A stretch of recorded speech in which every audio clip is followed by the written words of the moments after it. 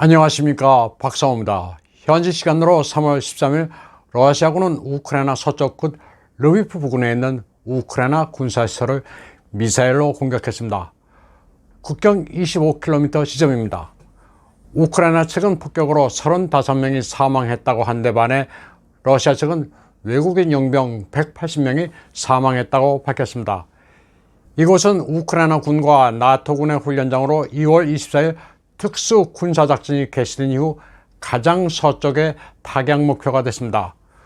우크라이나 전역에서는 격렬한 교전이 계속되고 있습니다. 이고르 코나셴코프 러시아 국방부 대변인은 이 일대가 외국인 용병을 전장으로 보내기 전 훈련장으로 사용되어 왔다고 말했습니다. 그리고 외국에서 들어온 군사 원조 물자가 창고에 있었다고 말했습니다. 이번 폭격으로 외국인 용병 180명을 섬멸하고 대량의 무기를 파괴하는 전과를 올렸다고 코나셴코프 대변인은 밝혔습니다. 이번 폭격은 서방이 우크라이나를 지원하면 곧바로 러시아의 공격 목표가 된다는 강력한 경고입니다. 러시아의 폭격은 우크라이나의 국제 지원병으로 간 이들에게 큰 공포를 안겨줬습니다. 국제 지원병으로 정부의 권고를 무시하고 우크라이나에 간 한 일본인은 사죄문을 포스팅했습니다. 죄송합니다. 저는 폴란드행 버스에 타고 있습니다. 아시겠지만 도망가고 있습니다. 앞으로의 상황을 또 알려드리겠습니다. 지금까지 응원해 주셔서 감사합니다. 부디 여러분도 자중자애하시기를 바랍니다. 라고 적었습니다. 이제야 냉혹한 현실을 깨달은 겁니다. 러시아의 국제의용병 겁주기는 아주 절묘한 수입니다. 우크라이나가 세계 각국의 대사관을 통해 모집한 국제의용병은 사실 인간 방패입니다. 이들이 교전 중에 사망하기라도 하면 어쨌거나 출신 국가에서 반더 감정이 높아질 것을 기대하고 우크라이나가 기획한 것입니다. 국제의용병들이 겁에 질려 자진 해산하게 만든 러시아는 어떻게 싸우는지를 너무나도 잘 알고 있습니다. 러시아군은 키예프 외곽도시 이르핀에서 우크라이나 측과 격렬한 시간을 치렀습니다. 이제 키예프는 동북, 서북방에서 강한 압박을 받고 있습니다. 이제 키예프 5km 지점까지 러시아군이 진군했습니다. 흑해 항구도시 마리오폴에서도 격전이 벌어지고 있습니다. 우크라이나 측은 러시아군의 전차가 민간인 아파트에 대해 무차별 포격을 하고 있다고 주장하고 있습니다. 하지만 러시아 측은 아파트마다 아조프 연대 같은 무장 세력이 중무기를 배치하고 강력하게 저항하고 있기 때문에 포격할 수밖에 없다는 입장입니다.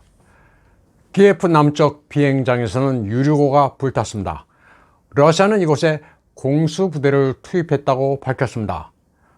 우크라이나의 외국인 지원군 모집에 맞서 러시아는 시리아 용병의 지원을 받고 있습니다. 시리아 용병들은 우크라이나 동부 돈바스의 해방을 위해 무상으로 지원한 이들이라고 푸틴은 밝혔습니다.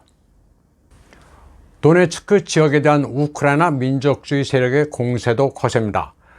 러시아 국방부는 모스크바 시간으로 3월 14일 오전 11시 반쯤 우크라이나 민병대가 도네츠크의 주거지역에 토치카 U 로켓을 발사해 어린이를 포함 20명이 숨지고 28명이 다쳤다고 밝혔습니다. 토치카 U 로켓은 안에 많은 자탄이 있는 무기로 살상력이 높습니다. 러시아 국방부는 이 같은 공격은 분명한 전쟁 범죄라면서 우크라이나 정규군의 무기내에 자행된 것이라고 말했습니다. 인터넷에서는 러시아군이 트럭에 식료품들을 가득 싣고 우크라이나 민간인들에게 나눠주는 영상이 눈길을 끌고 있습니다. 유모차에 아이를 싣고 나온 우크라이나인들이 구호물품 차량 앞으로 몰려들어 러시아군으로부터 한 꾸러미씩의 식료품을 받아가고 있습니다. 러시아군은 무자비한 침략군이 아닌 것 같습니다. 우크라이나인들이나 군인들이나 적의는 찾아볼 수 없습니다. 그런데 영국의 파이낸셜 타임즈는 러시아가 중공에 무기 지원을 요청했다고 보도했습니다. 이에 대해 드미트리 페스코프 크렘린 대변인은 황당한 소리라면서 일고의 가치도 없는 가짜뉴스라고 말했습니다. 러시아는 군사작전을 지속할 자체적 능력이 충분하다고 밝혔습니다. 군사력 세계 2위인 러시아가 무기와 탄약이 부족하다는 것은 납득하기 힘듭니다. 중공 측도 황당해하긴 마찬가지입니다. 미국은 중공 측에 화해를 추선했으면 좋겠다는 입장을 밝혀놓고 느닷없이 러시아에 무기를 지원하지 말라면서 러중 두 나라를 더욱 단합하게 만들고 있습니다. 우크라이나를 떠나 폴란드 등 유럽 인접 국가로 피신한 난민은 벌써 280만을 넘어섰습니다. 얼마 안 있어 난민 수가 400만을 넘어설 것이라는 전망도 나오고 있습니다. 우크라이나 피난민이 있는 곳에는 우연인지는 모르겠지만 음악가들이 있는 경우가 많습니다. 추운 날씨에 피아노를 가져다 놓고 연주를 하고 있습니다. 평화, 인류애 같은 구호가 있는 곳에는 늘 누군가가 악기 연주를 합니다. 이런 가운데 드미트로 쿨레바 우크라이나 외교부장은 러시아에 대한 제재 수위를 더 높이라고 촉구했습니다. 러시아산 화물 선박의 입항을 금지해주고 러시아에서 비즈니스를 하는 다국적 기업들에 대한 보이콧을 벌여달라고 요구했습니다. 그러자 러시아 재무부는 서방 세계가 러시아를 디폴트 상태로 몰아가려는 수작이라고 비판했습니다. 그러면서 이제부터는 루블화로 결제를 하겠다고 밝혔습니다. 루블화를 폭락시켰으니 서방에 줄 돈이 있으면 화폐 가치가 떨어진 루블화를 주겠다는 겁니다. 실물이 뒷받침되지 않는 금융 제재만으로 러시아에 타격을 주기는 힘듭니다. 이대로 가다가는 친러 국가들끼리 따로 결제 수단을 마련하게 되고 달러 패권이 사라질 수도 있습니다. 러시아는 유엔 제재 표결에서 기권해진 인도에 대해 커다란 혜택을 제시했고 인도도 이를 흔쾌히 받아들일 태세입니다. 러시아는 원유를 비롯한 여러 물자를 상당히 할인된 가격에 제공하겠다고 밝혔습니다. 인도는 원유 저장시설 미비 같은 국내 문제를 해결하는 즉시 러시아의 제의를 기쁘게 받아들일 것이라고 밝혔습니다. 인도 정부는 에너지 수입에 있어서만큼은 서방의 제재 조치를 무시할 것이라고 말했습니다. 그리고 결제는 인도의 루피와 러시아의 루블 베이스로 하겠다고 밝혔습니다. 달러를 배제한다는 겁니다. 인도는 또 러시아와 벨라루스산 비료를 싼 값에 수입하기로 했습니다. 러시아 블록에서 수입하는 원유와 비료는 인도 정부의 재정을 더욱 튼실하게 만들어줄 것으로 예측됩니다. 러시아, 우크라이나 사이에서 미묘한 중립 입장을 고수하는 척하면서 러시아에 기울고 있는 터키에서는 미국 주도의 스위프트 결제 시스템에서 빠져야 한다는 의견이 나오고 있습니다. 러시아와 함께 스위프트를 대체하는 시스템을 구축해야 한다는 터키 애널리스트의 분석이 있다는 내용을 스푸트니크 통신사가 소개했습니다. 터키는 리라와 폭락, 인플레이션 등이 미국 때문이라고 여기고 있습니다. 또 터키 에르도안 대통령의 대변인 이브라임 칼린도 터키는 절대 테러 제재에 동참할 생각이 없다고 말했습니다.